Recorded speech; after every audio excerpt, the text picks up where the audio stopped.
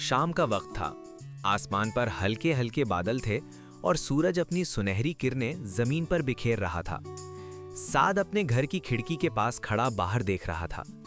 अचानक उसने खिड़की के शीशे को हाथ लगाया और हैरत से बोला, बाबा, ये शीशा कितना साफ और चमकदार है। इसमें सब कुछ साफ नजर आता है।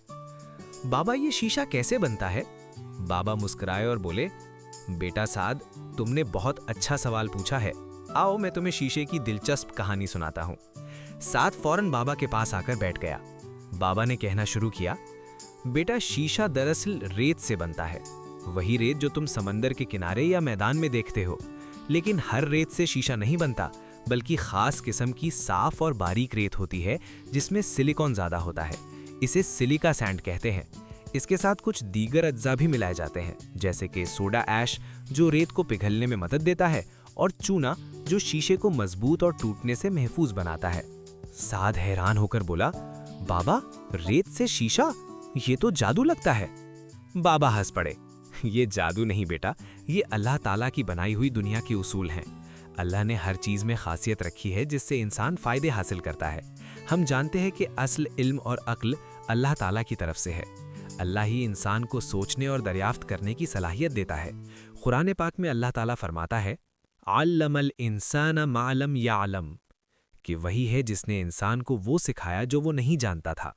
बाबा ने बताया, रेत और तमाम अज्जा एक बड़ी भट्टी में डाले जाते हैं। जब इस खास रेत को तकरीबन 1500 डिग्री सेंटीग्रेड से भी ज्यादा गर्म किया जाता है तो वो पिघल जाती है और गाढ़े माए की तरह बन जाती है। साद ने आंखें फैलाकर पूछा, इतनी ज्यादा गर्मी? क्या वो आग में डालते हैं? जी हाँ, इन बड़ी बड़ी भट्टियों को फर्नेस कहते हैं। वहां रेत के साथ सोडा ऐश और चूना पत्थर भी मिलाया जाता है ताकि शीशा मजबूत और साफ हो। साद ने कहा, फिर क्या होता है बाबा?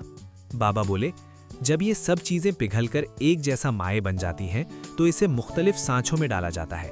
कारीगर इस माए शीशे को शक्ल देने के लिए तैयार करते हैं। बाबा ने साद को शीशे का एक छोटा ग्लास दिखाया और कहा, जब ये माए शीशा बहुत गर्म और नरम होता है तो लोग इसे मुख्तलिफ तरीकों से शक्ल देते हैं। कुछ शीशे को लंबे धाती पाइप में फूंक कर गोल या बेलननुमा शक्ल देते हैं, जबकि कुछ को मोल्ड्स में डाला जाता है ताकि बोतलें, प्याले और छोटे बर्तन बन सकें। बड़े शीशे के पैनल बनाने के लिए इसे चादर की शक्ल में पहला दिया जाता है। उन्होंने मजीद कहा, शीशा कभी कभी कुदरती मादनियात से रंगीन भी किया जाता है। कोबाल्ट से नीला, तांबे से हरा और सोना या आयरन से रद या सुनहरी। हर कदम में महारत और सब्र दरकार होता है, क्योंकि शीशा नाजुक और गर्म माए होता है और छोटी सी गलती से टूट सकता है या रंग खराब हो सकता है। अगर हमें खिड़की का शीशा बनाना हो तो इस माए को एक लंबी सतह पर फैला दिया जाता है ताकि वो चपटा हो। फिर इसे आहिस्ता से ठंडा किया जाता है। इस अमल को एनीलिंग कहते हैं। साद ने पूछा, अगर जल्दी ठंडा करें तो? बाबा ने समझाया, अगर जल्दी ठंडा किया जाए तो शीशा कमजोर हो जाता है और टूट सकता है, इसलिए इसे आहिस्तगी से ठंडा किया जाता है ताकि वो मजबूत बने। साद कुछ देर सोचता रहा, फिर बोला, बाबा, पहले जमाने में भी शीशा बनता था? बाबा ने कहा, जी हाँ बेटा, तारीख बताती है कि हजारों साल पहले कदीम मिस्र और रोम के लोग भी शीशा बनाते थे।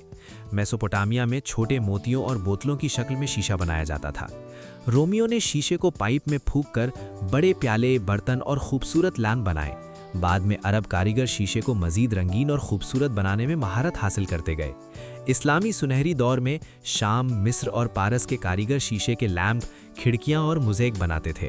उन्होंने रंग और डिज़ाइन में महारत हासिल की और ये सब अल्लाह की पैदा की हुई खूबसूरती की कदर करने का एक तरीका था। यूरोप में बाद में वेनिस के कारीगर शीशे के गुलदान, बोतलें और दीगर नफीस अशिया बनाने में मशहूर हुए। आज शीशा खिड़कियां, चश्मे, मोबाइल स्क्रीनें और दूरबीनों में इस्तेमाल होता है। साद ने खिड़की के शीशे को देखा और बोला, बाबा, शीशा तो बहुत नाजुक होता है, जरा सी चोट लगे तो टूट जाता है। बाबा ने कहा, बेटा, जिंदगी भी कुछ ऐसी ही है। अगर हम एहतियात ना करें तो रिश्ते भी शीशे की तरह टूट सकते हैं। इसलिए हमें नर्म दिल और अच्छे अखलाक वाला होना चाहिए। रसूल अल्लाह सल्लल्लाहु अलैहि वसल्लम ने फरमाया, इन्न मिन खियारिकुम अहसनुकुम अखलाका, कि तुम में सबसे बेहतर वो शख्स है जिसके अखलाक सबसे अच्छे हैं। जैसे शीशा रेत से बनता है और गर्मी और मेहनत से मजबूत होता है, वैसे ही इंसान इल्म, सब्र और अच्छे अखलाक से मजबूत होता है।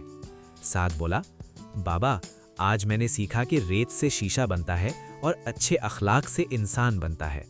बाबा खुश होकर बोले, शाबाश मेरे बेटे साद, इल्म भी रोशनी की तरह होता है। जब दिल साफ हो तो रोशनी अंदर तक पहुंचती है। हमारे आमाल और अल्फाज भी साफ और दुरुस्त होने चाहिए। अल्लाह सच्चे दिल वालों को पसंद करता है। ये है सात स्टोरी स्टूडियो। अगर आपको आज की कहानी पसंद आई हो तो लाइक करें, सब्सक्राइब करें और बेल आइकन दबाएं। अपनी पसंदीदा कहानी सुनने के लिए कमेंट जरूर कीजिए।